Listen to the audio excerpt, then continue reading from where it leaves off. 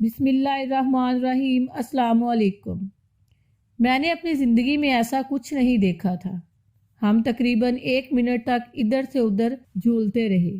یہ الفاظ تھے جنوبی ترکی کے شہر ادانا کے رہائشی نیلوفر اسلان کے۔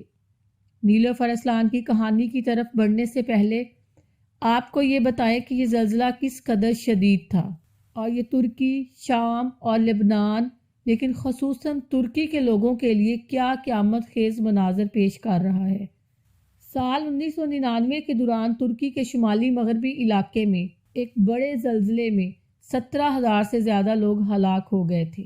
یہ ترکی کی تاریخ میں زلزلے کی وجہ سے سب سے زیادہ اموات ریکارڈ کی گئی تھی، جبکہ سال 2023 کے اس حالیہ زلزلے میں اب تک 18,000 اموات ریکارڈ کی جا چکی ہیں۔ اس زلزلے کی شدت ریکٹر سکیل پر 7.8 ریکارڈ کی گئی ہے۔ 7.8 شدت کے زلزلے میں اموات کی تعداد اس سے کہیں زیادہ ہو سکتی ہے۔ ملک بھر میں ایمرجنسی نافذ کر کے امدادی کارروائیاں شروع کر دی گئی ہیں۔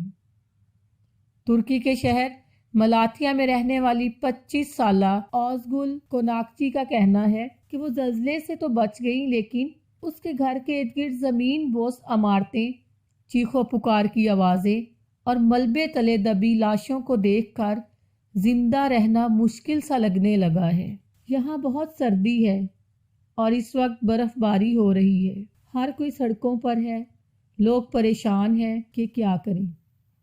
ہماری آنکھوں کے سامنے آفٹر شاکس کی وجہ سے ایک عمارت کی کھڑکیاں ٹوٹ گئیں۔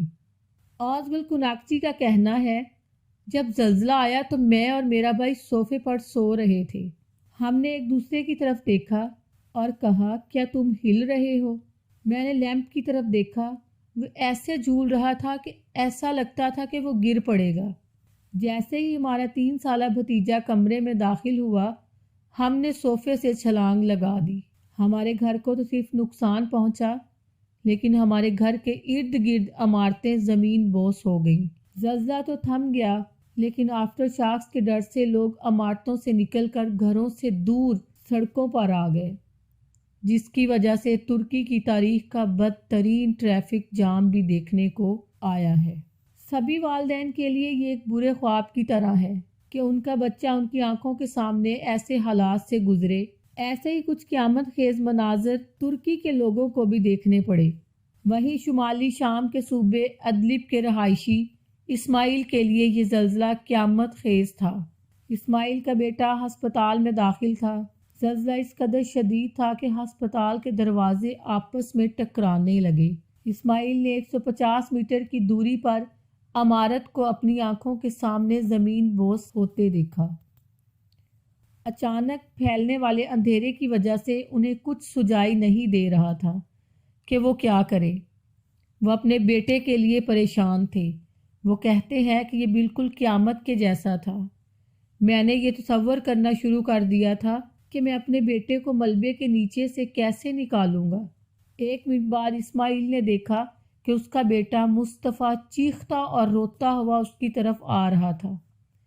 اس نے اپنا آئی وی ڈرپ نوچ پھینکا تھا اور اس کے بازو سے خون بہہ رہا تھا۔ تقریباً 1 گھنٹے تک کوئی بھی منہدم عمارتوں تک نہیں پہنچ سکا۔ بجلی اور انٹرنیٹ کی بندش کی وجہ سے وہ سول ڈیفنس یونٹس کو بھی کال نہیں کر سکے۔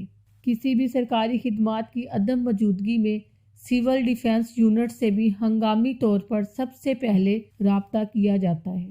اسماعیل کا کہنا ہے کہ نقصان ناقابل بیان ہے۔ سب سے زیادہ متاثرہ علاقے وہ ہیں جن پر پہلے شامی حکومت یا روسی افواج نے بمباری کی تھی، لیکن تباہی اس قدر وسیع پیمانے پر تھی کہ ان کے لیے ہر متاثرہ شخص تک پہنچنا ناممکن تھا۔ وہیں زلزلے سے متاثرہ شام کے دارالحکومت دمشق کے ایک رہائشی سمر کا کہنا تھا کہ زلزلہ اس قدر شدید تھا کہ ہمیں لگ رہا تھا کہ ہم کسی جھولے میں جھول رہے ہیں۔ شام کا شہر حلب زلزلے کی مرکز سے 2 گھنٹے کی مسافت پر ہے، جہاں بڑی تعداد میں عمارتیں زمین بوس ہو گئیں۔ محکمہ صحت کے ڈائریکٹر زیاد طلحہ نے بتایا کہ زلزلے کے بعد بڑی تعداد میں زخمیوں کو ہسپتال لایا گیا، جن میں سے اکثر زخموں کی تاب نہ لا کر زندگی کا دامن چھوڑ چکے ہیں۔ ایک اور شہری کا کہنا تھا، میں نے 40 برس کبھی ایسا کچھ محسوس نہیں کیا۔ ہر کوئی اپنی گاڑیوں میں بیٹھا ہے یا پھر عمارتوں سے دور کھلی جگہوں پر گاڑی لے جانے کی کوشش کر رہا ہے۔ میرا خیال ہے کہ غازی انتیپ میں ایک بھی شخص اب اپنے گھر میں نہیں ہوگا۔ غازی انتیپ ترکی کے ایک شہر کا نام ہے۔ زلزلہ اس قدر شدید تھا کہ زلزلے کے مقام سے قریب 450 کلومیٹر دور لبنان کے دارالحکومت بیروت تک کی عمارتوں کو ہلا کر رکھ دیا۔ وہیں جنوبی ترکی کے شہر ادانا کے رہائشی نیلوفر اسلان نے کہا، میں نے اپنی زندگی میں ایسا کچھ نہیں دیکھا تھا۔